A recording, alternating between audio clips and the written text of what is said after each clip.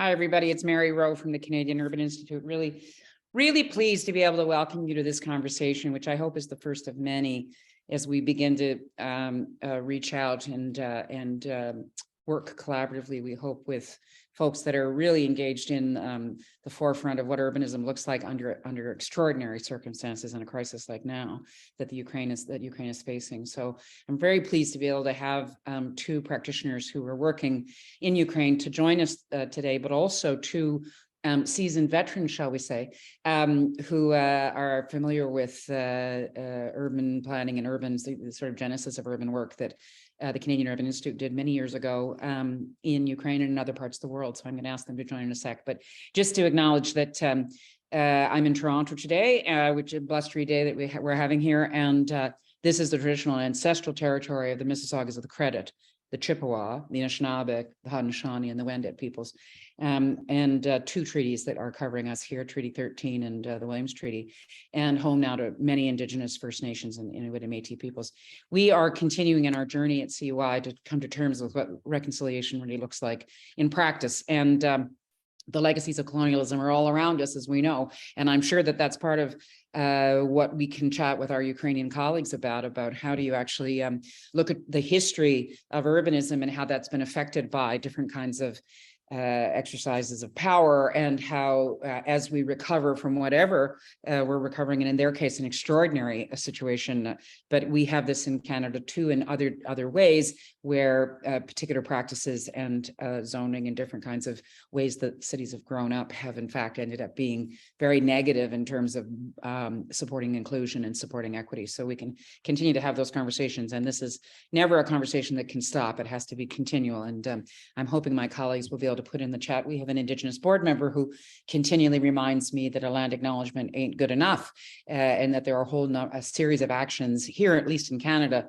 that we've been urged to take through various national commissions and different kinds of inquiries that have led to long lists of things that we can all be doing, and that we can do as individuals, we can do as households in our neighborhoods, and we can do them more broadly as municipal and city governments and communities. So welcome to this. If you were with us last week, you know that we went through what I called an urban telethon. We marked COVID 1000, and hard for us to believe that we were marking 1,000 days of COVID, but part of what we were trying to do there is acknowledge the extraordinary lessons that we've acquired and that we've learned, and which of those need to stick. Or the phrase that we always use at CityTalk, what's working, what's not, and what's next, which is the question we've been asking in a couple of hundred of these different kinds of engagements we've had in the last 1,000 days. So going forward now, and what we started to talk about last week was, what should the next 1,000 days, how should we be prioritizing our time, and how might that adjust what we see as being important for governments to pay attention to, the private sector, community, civil society, academia, all of us together that are engaged in this big, extraordinary experiment called building cities. So we're looking forward to posting takeaways from those sessions last week. So we'll be posting videos and takeaways. And as we always suggest to people, this is the beginning of a conversation, and we're continuing to learn as we go. There's no necessarily right or fixed answer. There's lots and lots of options. So we encourage you. You'll see a note from us next week when they get posted. The other thing is we're still asking people about to give us some video feedback, if you'd like, about what you think the key COVID dividend is, the key learnings are.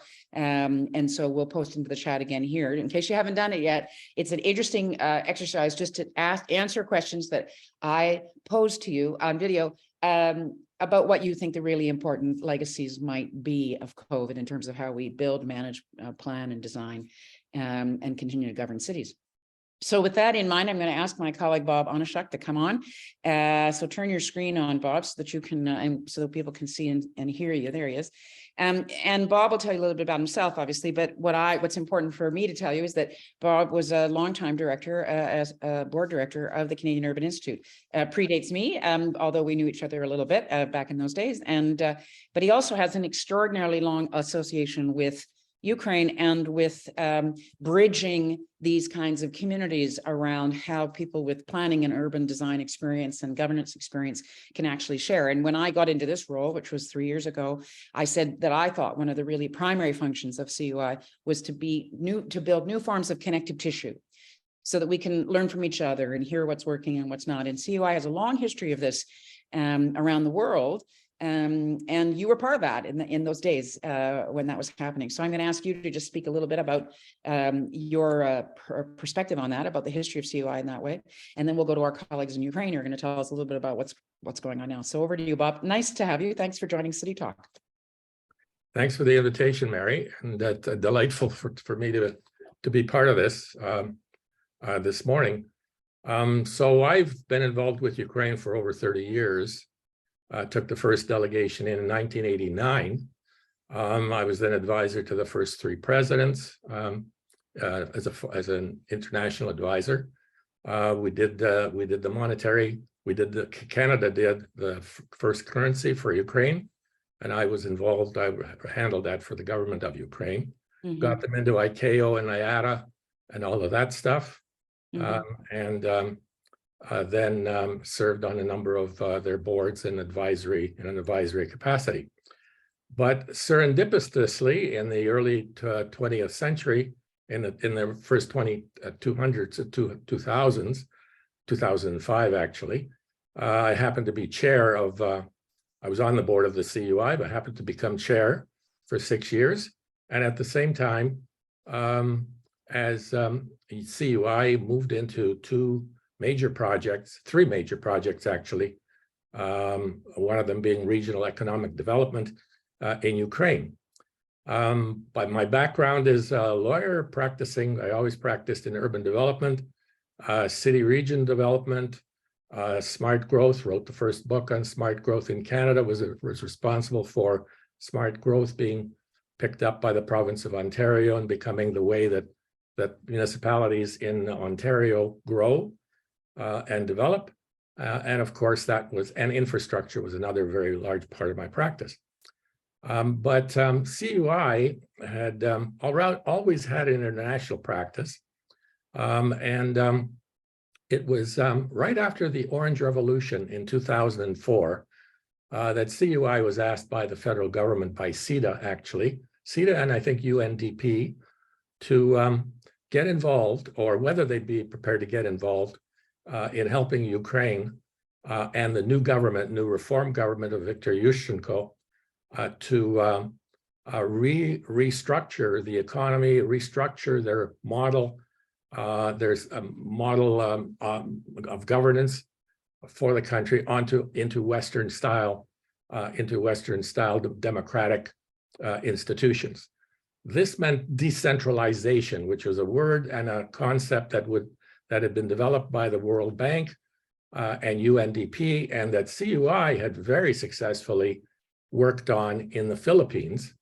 We won't talk about that now. We don't have time, but it was basically to devolve where you have unitary governments which have all the power at the center.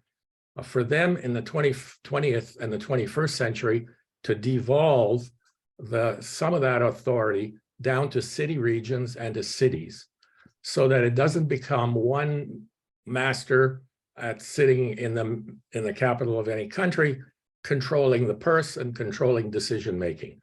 And that was successfully being implemented by us, not just in the Philippines, but what Viktor Yushchenko wanted to do to what was a post-Soviet, very authoritarian system of government, which he inherited from the first two presidents of Ukraine.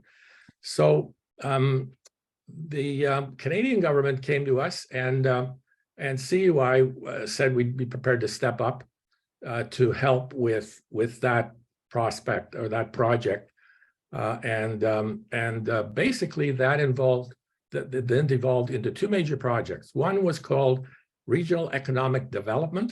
Mm-hmm. And by economic development, it wasn't just economic development; it was a change in governance and a devolution of government of authority and autonomy, semi-autonomy, to the local municipalities and the regions, city regions.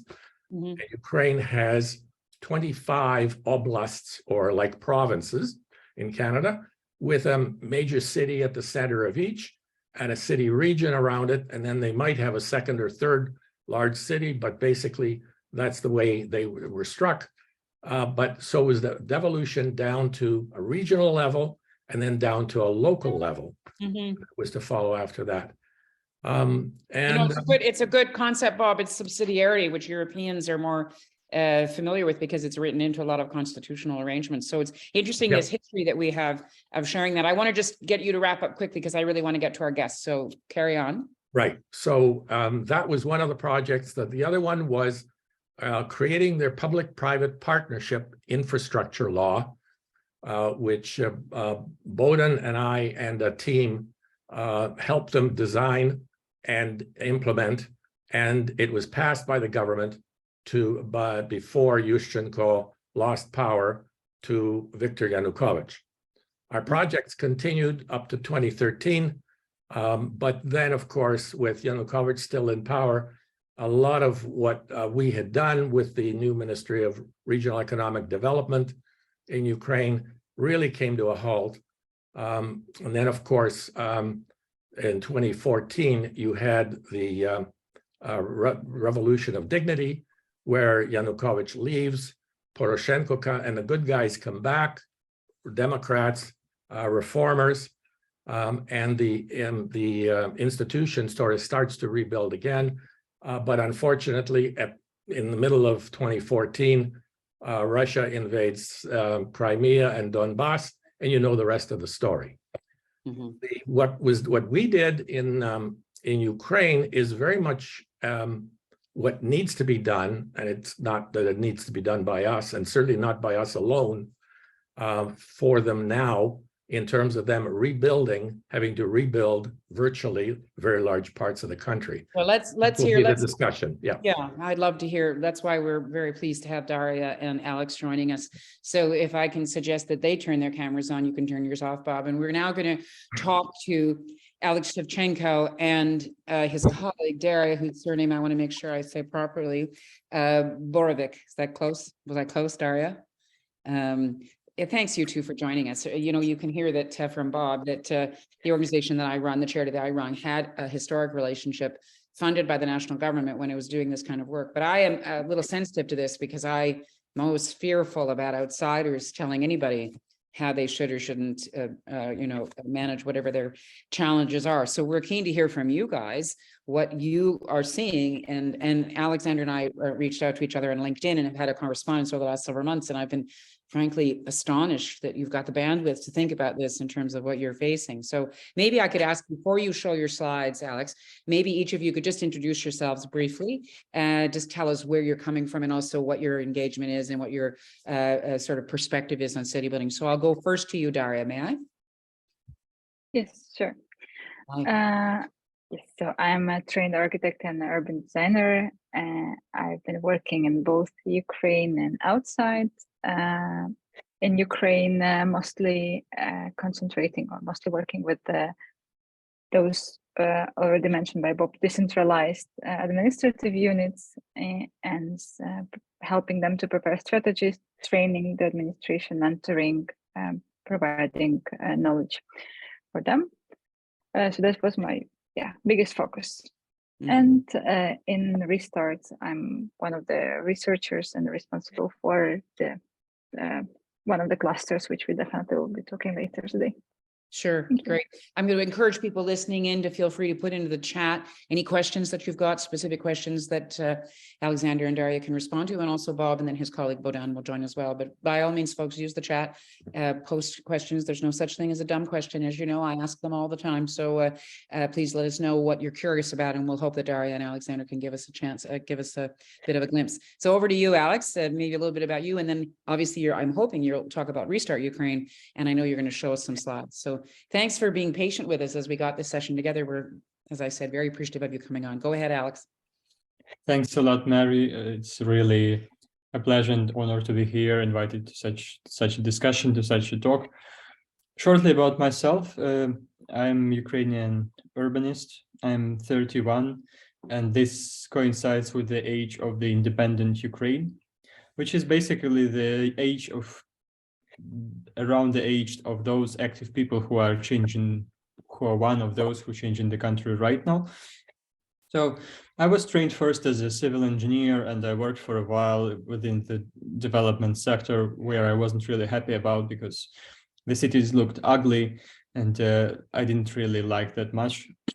That's why I tried and took another attempt in studying abroad in spatial planning, where actually like more impact to the strategic planning could be taken.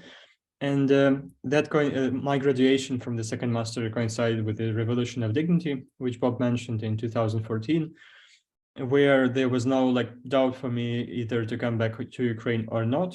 So when I returned back, I worked for a while in the third sector within the urban recovery and urban activation projects for an NGO.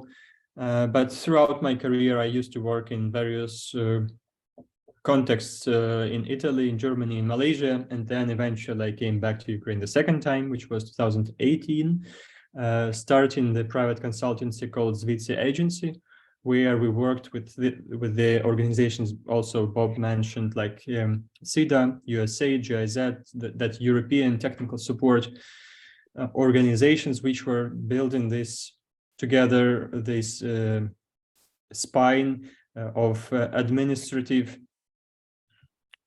new administrative division for Ukraine.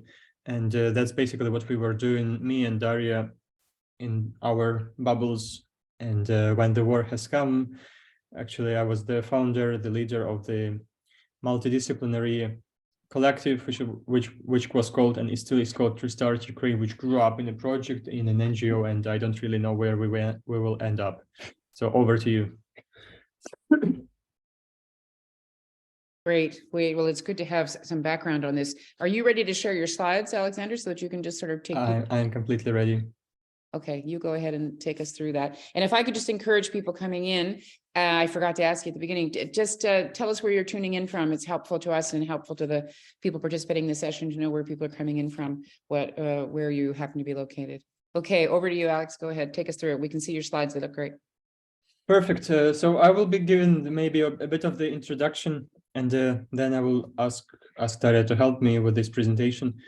So then you have like both opinions of us to the work we're doing.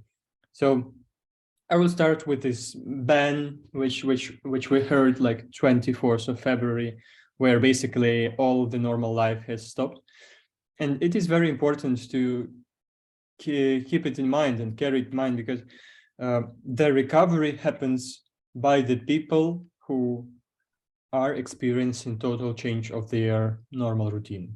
So like the other reason why we are doing this is very pragmatic, is that market of urbanism and architecture in Ukraine like collapsed because of the war, for instance. That's why we are thinking proactively as well, what should we do in the future? And Ukraine is big, not as big as Canada, but is quite big from east to west, more than like 1,100 kilometers. And the point by this slide is that the cities and municipalities in Ukraine are under pressure. Were under pressure and still are under pressure. And it's not only those ones on the front line, but also those which are in the buffer, in the so-called safe zone, because on the left, you see city of Lviv, which received extra 30% to its population during 2 weeks. On the right, you see famous city Mariupol, which was destroyed like more than 90%. I mean, not more than 90% of buildings were damaged or destroyed. So this gives you a certain context that Ukraine is damaged not homogeneously, and different challenges arise in different oblasts, in different regions. And we deal now with the situation, with the context where every fourth Ukrainian was displaced. I will give you an example of my family. So usually I stay in Ukraine. Right now I'm talking to you from Berlin, where my wife and my kid, who is 2 years old, stay, and they flee almost immediately after the war has started.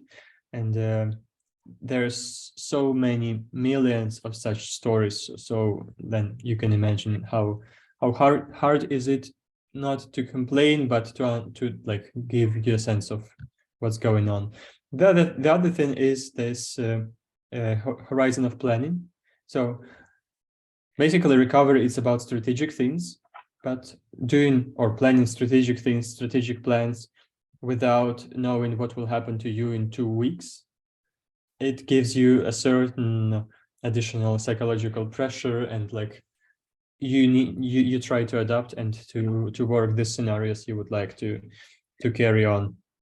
And maybe it's just again supporting the story Bob gave. It was really actually interesting and nice background and introduction. And I will just invite you to look at the Ukraine of the modern times from the other perspectives. Like every 5 years, something was happening, like starting from Chernobyl in 1986, then the collapse of the Soviet Union, then the 1990s was this privatization and like total poverty for some low and middle class.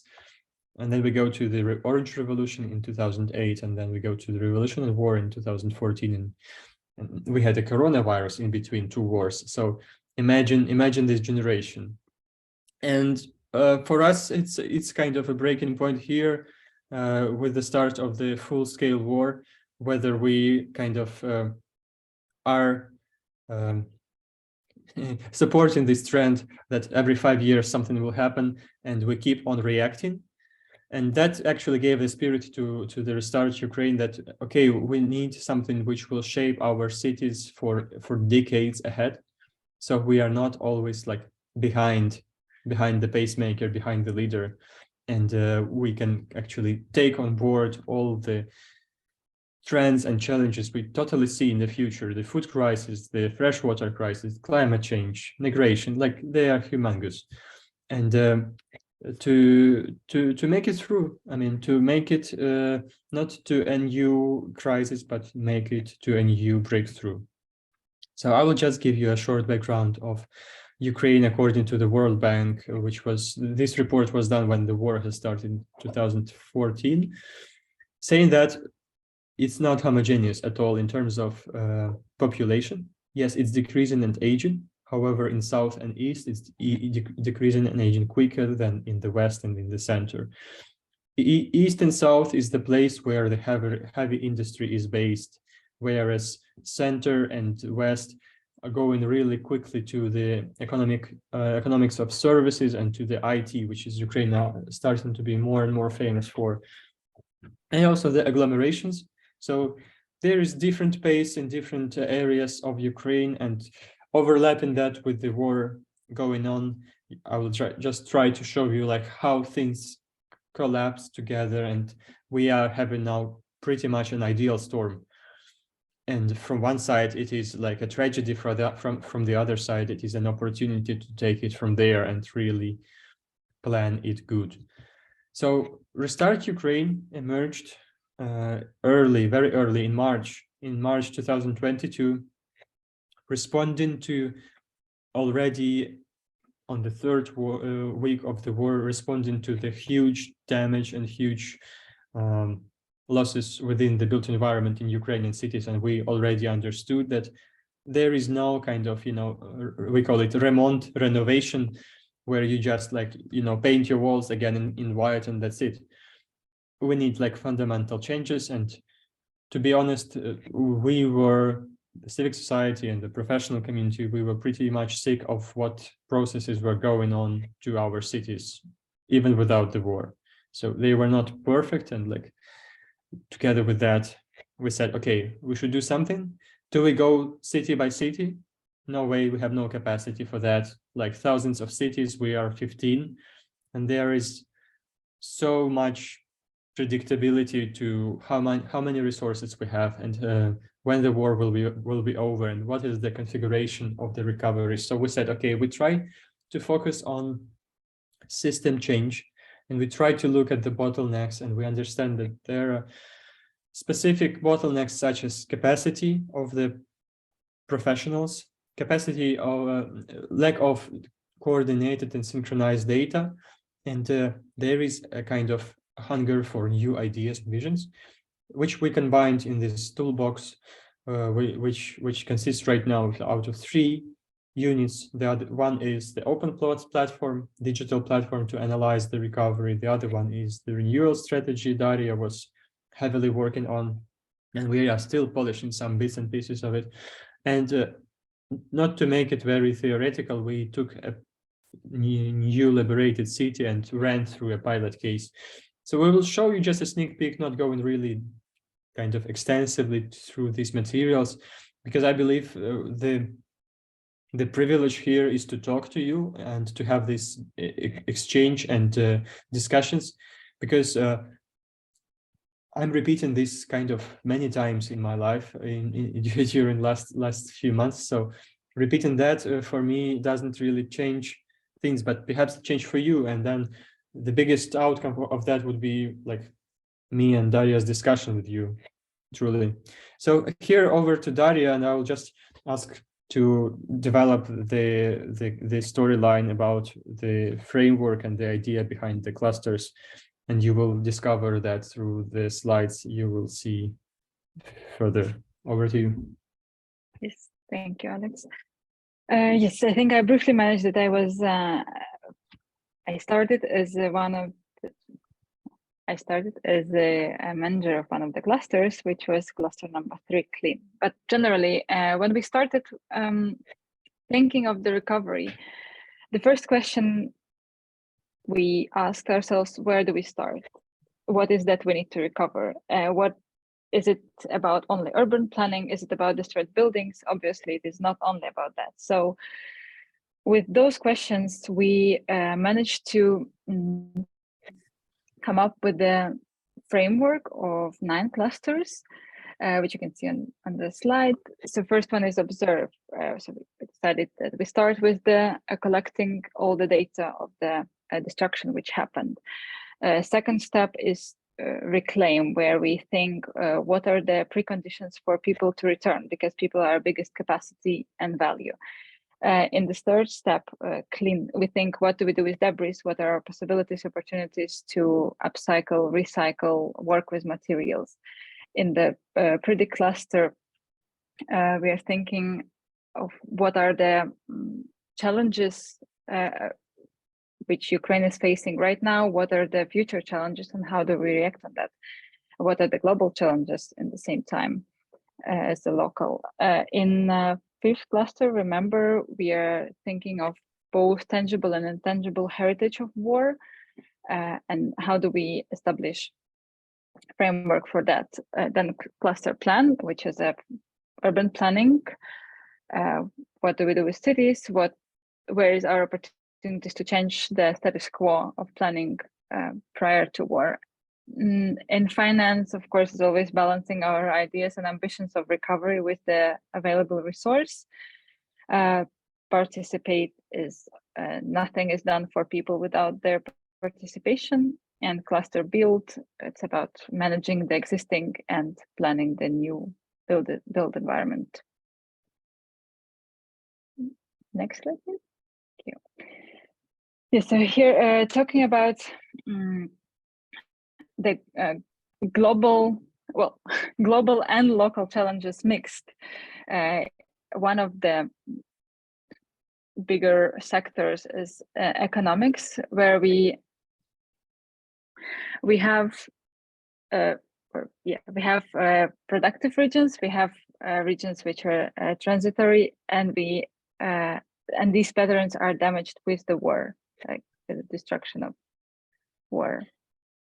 Maybe I add here, so that we are trying to suggest this framework also for the cities, understanding that the general processes in the country have changed dramatically, like 180 degrees, and that the economy we were usually counting on, the heavy machinery, the coal mining, agriculture, are pretty much spatial sectors, and they are not possible anymore in the full extent, according to the limitations we have because of the war. So you, by the hatch, you see the mined or the damaged territories.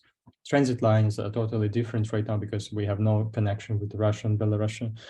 And of course, now increased role receive the port cities, which are our certain like gates to the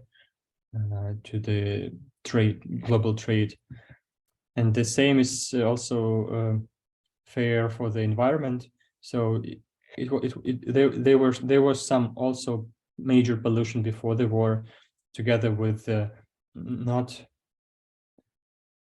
homogeneous distribution of nature reserve protected areas along the country and extensive agriculture. We received like very vulnerable ecosystem all around the country, and the potential and future climate change together with the present fires and bombing gives a humongous pressure environmentally.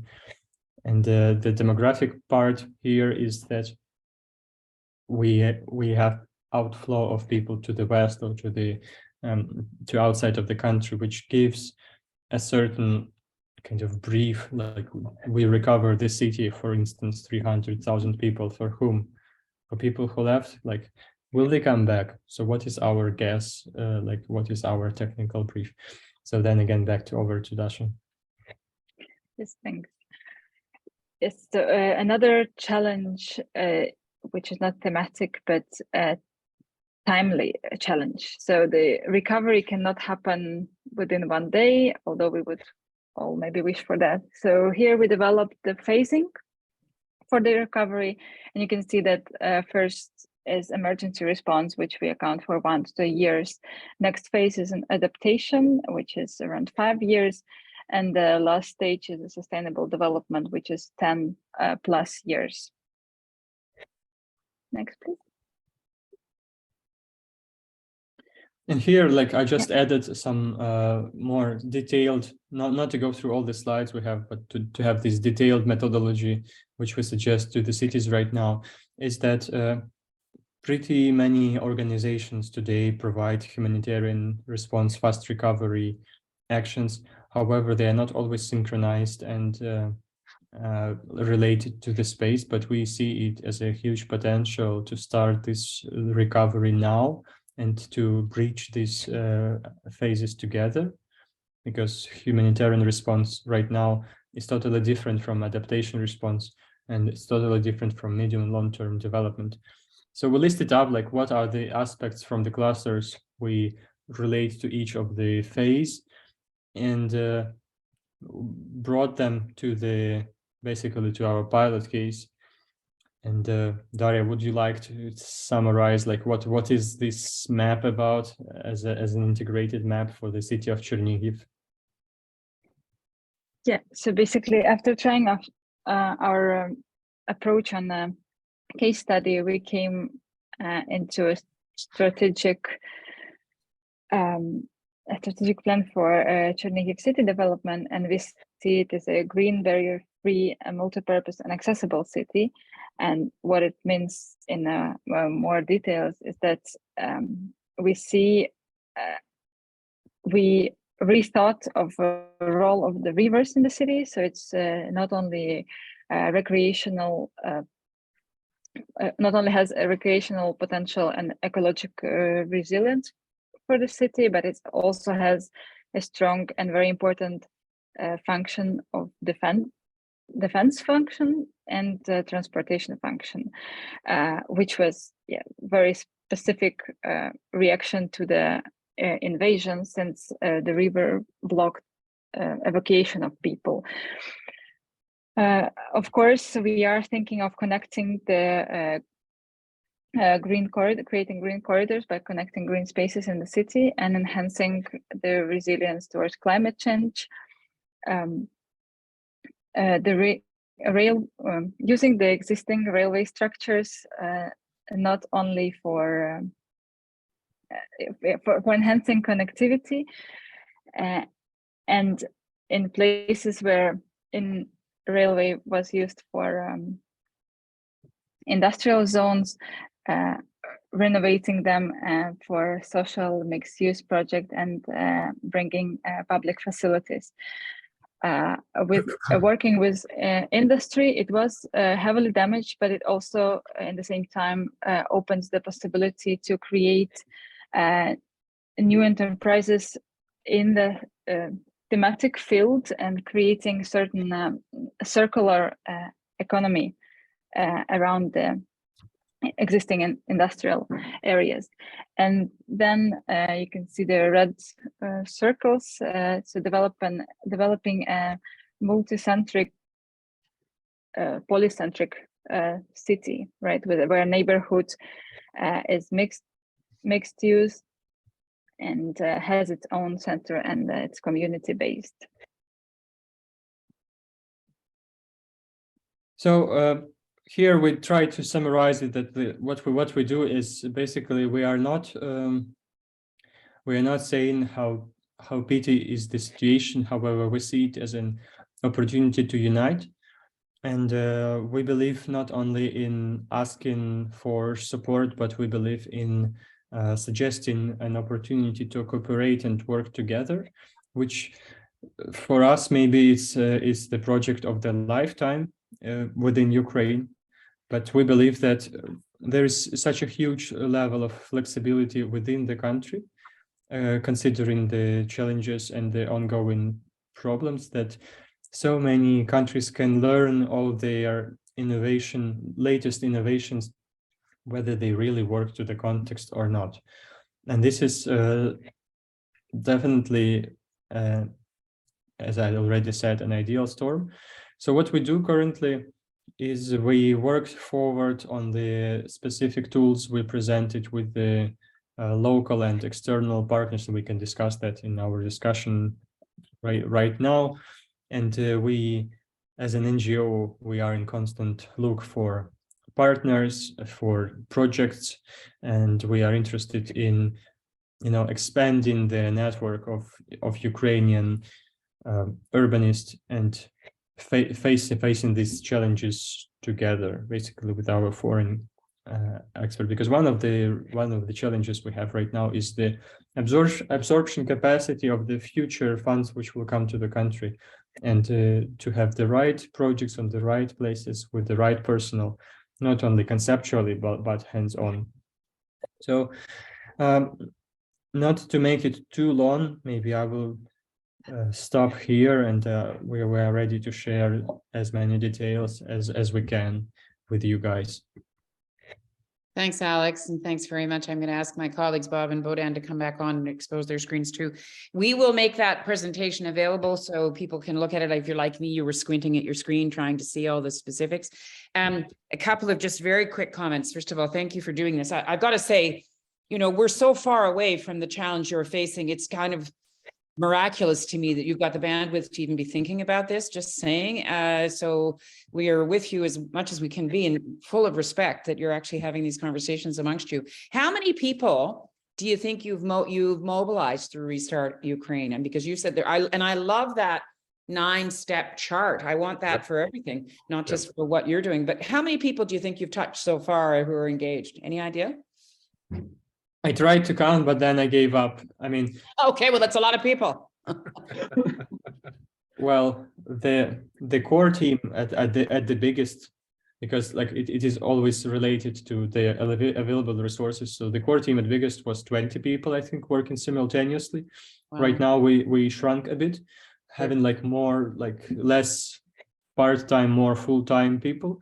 Sure. However, through our application form on the website, we were able to mobilize like 300 volunteers, which just submitted their expertise, and from time to time we were like bombarding them with emails or questions, or asking them to support us with contacts or expertise, which also happened. But also going through these 9 months of war, almost 10 months of war, I don't really know what is the number of the presentation we are having today, like what is the order number, like, and it's not only me, it's also colleagues, Daria and other colleagues going around the world and presenting Restart Ukraine. And today was really a funny situation where a colleague of mine sent me a screenshot from an event saying, "Oh, it's not so nice to be in a panel discussion with you," and I was like, could you please share what is the event? Because I haven't received the invitation yet. I didn't receive the invitation yet, but like it's amazing how the word spreads around. Yes, despite we are very early in the progress. Yes, I hear you well, and I'm sure that'll just continue. You're going to have to manage your time on this. I couple of things. One is that I feel what you're embarking on here is such an extraordinary undertaking. It's not going to happen fast, obviously. So you need people that will stick with it and be with you for a long period of time. And I have some exposure to what happens on a very much smaller scale when a city is completely devastated by something. You've now got it in multiple times. And I used to talk about those cities as prophetic cities. And when I see your charts and your maps, I'm sure Bohdan, who's a planner, got excited like me. We're all looking at this, the tools that you're bringing to bear. You have this extraordinary opportunity out of tragedy to rebuild in a different kind of way and to make it even make that prophetic piece even stronger. So as I suggested, we'll make sure that the slide deck is available to everybody. And we're also, we've created an email address at CUI for people that want to stay close to this conversation as it evolves over time. Bohdan, do you want to just quickly just tell people who you are? And I know you're a planner, which is important, but just tell people quickly your engagement very quickly, and then we'll ask some questions of Alex and Daria. Go ahead, Bo. Sure. Well, let me start off by saying what an honor it is to be invited to be on this panel. And I would like to express my extreme chest y povahu to both Daria and Oleksandr for taking on this effort, very noble effort. So I'm basically saying complete respect for the people in Ukraine who are rebuilding right now and are dealing with this stuff. So my story is my background. I'm an urban planner. I've worked for over 30 years at various levels of government.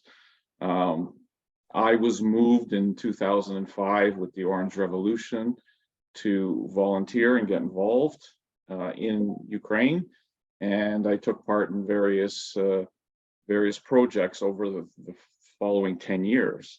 Mostly we focused on transferring Canadian best practices in municipal government, transparency, accountability, those sorts of things, strategic planning. And transferring that knowledge to Ukraine, which was at that time evolving from a Soviet model, and working directly with people on the ground and bringing in experts as needed to assist in that work. Today's needs are different, but also still the same. I mean, we're still talking about building local municipal capacity even after this war to do things. So I don't think that has changed. But from my conversations with people in Kyiv and things like that right now, in addition to the work we're doing or talking about, they were talking about Canadians' expertise in like post-traumatic stress disorder and helping families deal with the war and losses and things like that. And I mean, that's a completely different subject, but there's so, as was mentioned earlier, there's so many dimensions to this recovery. Yeah. We have to focus on the things that we have can agency, contribute. yeah, that we have any kind of engagement with. So a couple more questions back to Alex and Daria. One would be, Canada, I think, has the largest expat population of Ukrainians living, other than in Russia, I think, not living in Ukraine. But the other thing is, I think 70,000 Ukrainians have come temporarily here through this period. And you'll notice on the chat, many people with Ukrainian heritage or background are checking in. So I appreciate that. We also have parts of Canada that have quite robust Ukrainian neighborhoods. So I'm interested, as you embark on this thing, and you mentioned, Alex, the absorptive capacity, because you know that there will be resources that will start to come in. What is your sense of the challenge to get people to come back and engage with you? Have you started to think about that going forward? Maybe Daria, you first, and then Oleksandr.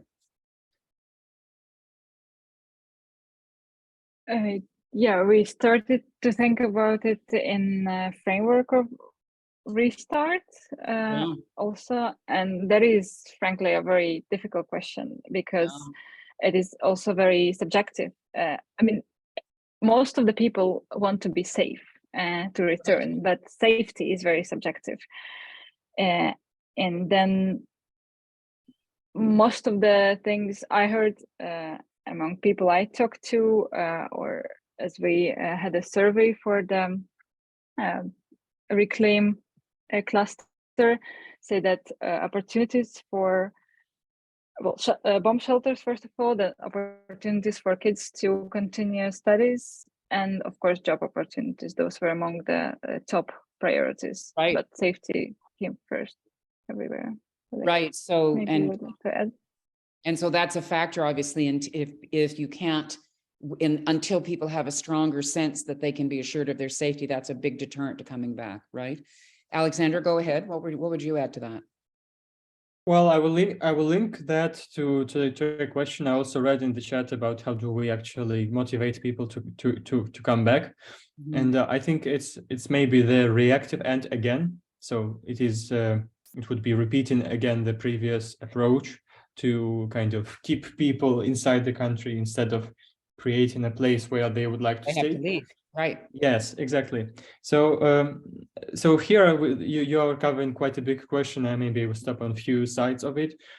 The first one is the capacity of the professional community.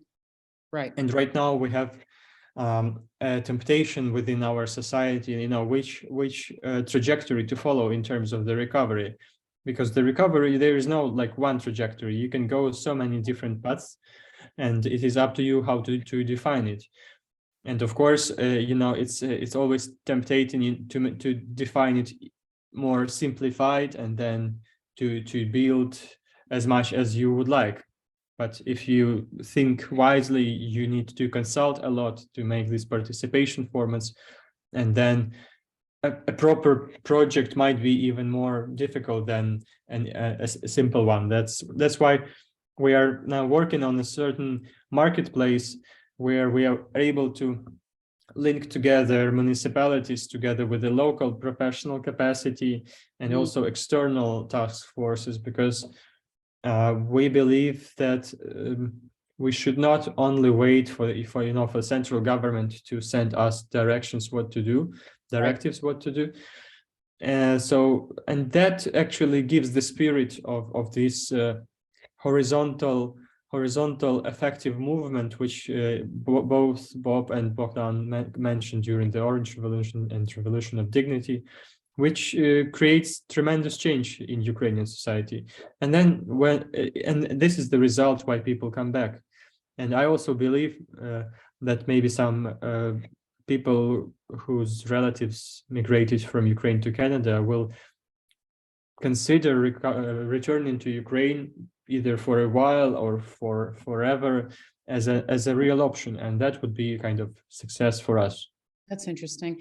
Just to say again, back to, I see you, Bob, I'm going to come right to you because I know that you're dealing with it, you're in touch with the Canadian-Ukraine relationship, but I just wanted to comment quickly before I do that. The notion of horizontality is something we talk about too, even in a country like ours that's not afflicted with extraordinary challenge you're dealing with in terms of war. We still have similar challenges to try to learn from each other at a horizontal level. And what is your expectation of a central government or not? So I'm always appreciative that we are listening to what you are learning and what you are advancing as you recover. Go ahead, Bob. What were you going to suggest? Well, I was going to answer your question and add to the question, to the answers given by Oleksandr and Daria on the linkage thing and what can Canada and Ukraine do or together, the diaspora here. So on our projects back in 2005 to 2010, we had a ton of Ukrainian planners, Canadian planners who are Ukrainian by background, who were helping on the project.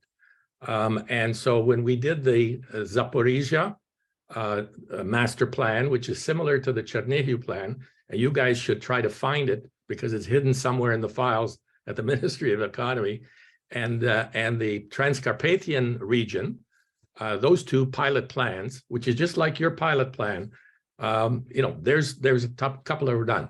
But secondly, a lot of our cities in Canada, because of our populations and where the diaspora live, so Toronto is twinned with Kyiv. Winnipeg is twinned with Lviv.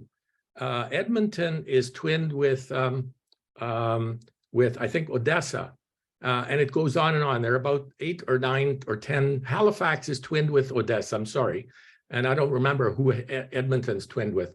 So, and for using Toronto as an example, the City Council of Toronto and the Mayor of Toronto are really following what's happening in Ukraine, and really wanted to get involved, except for the fact that we just had a municipal election cycle. But basically the same. But Bob, are you Here's suggesting we do have some infrastructure that we Absolutely. could be using Absolutely. better to Yeah. facilitate this kind of professional exchange? Go ahead, Bohdan, your hand is up. Well, I was just going to add the mayor of Toronto is part Ukrainian. There you go. So that helps. No, I was just going to say, like, I've seen a tremendous outpouring, not just from the Ukrainian diaspora, which is of course very engaged, but from non-Ukrainians wanting to help and wanting to know how to channel their help, and this includes professionals. Mhm. So I think we need to take advantage of this opportunity. Mhm. Well, and and- my concern, I remember, again, in my very brief experiences with these, where outsiders can come in and offer very bad advice. So not saying you ever would, Bohdan or Bob, but you know what I'm getting at. We have a long history, which is a colonial pattern, sadly, of doing this kind of thing. And so I'm always allergic to that. So I'm interested, Daria and Oleksandr, how do you make sure that this is a Ukrainian-led and Ukrainian-generated recovery in the cities that you want and that the people of Ukraine want?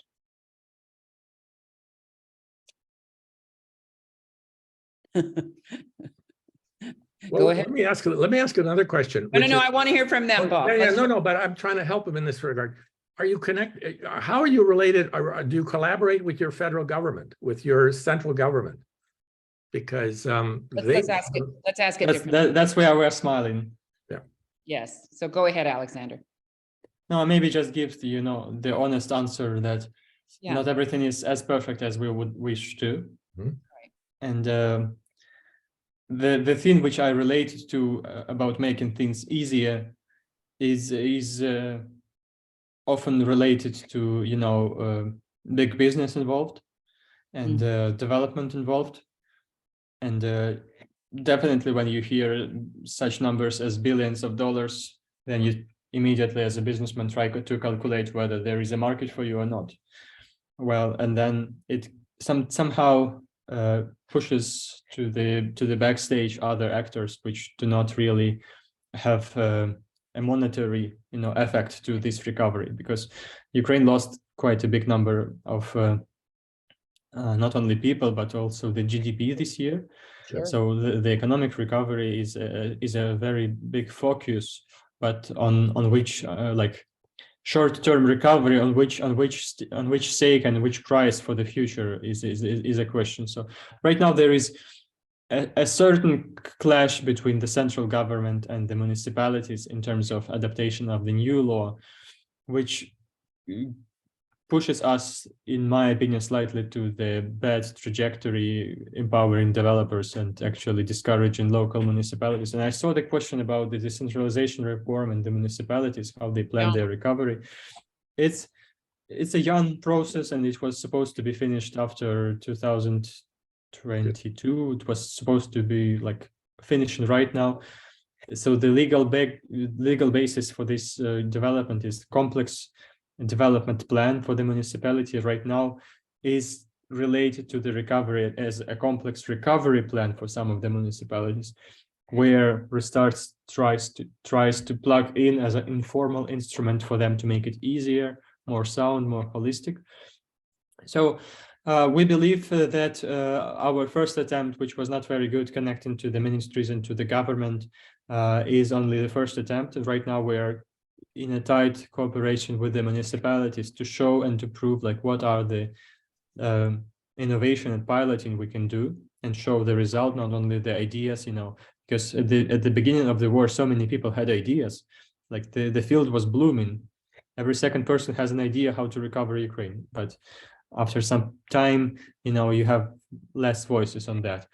And we try to stay in very good and tight contact with the international and people who basically pay for the recovery and stay in touch with them, not, to make a shortcut, but to make sure that we, like, the Ukrainian recovery includes to the dialogue not only the Ukrainian government, but Ukrainian professional community, civic society, and the municipalities as well, to make it balanced.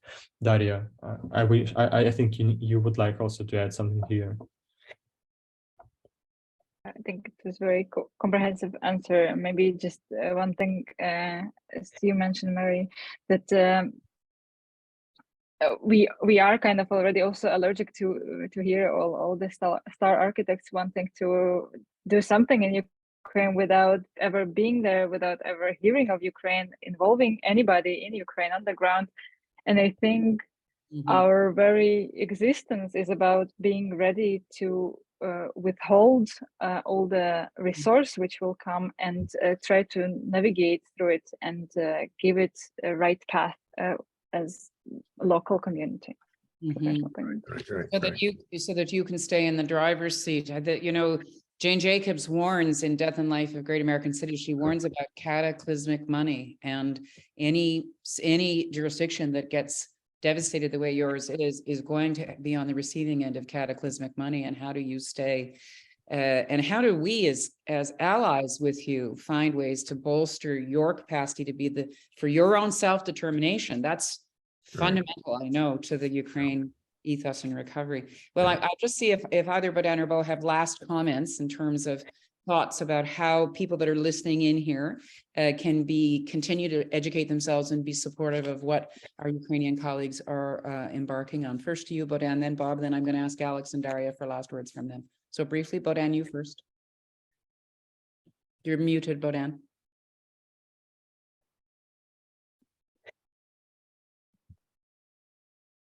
Okay, there we go.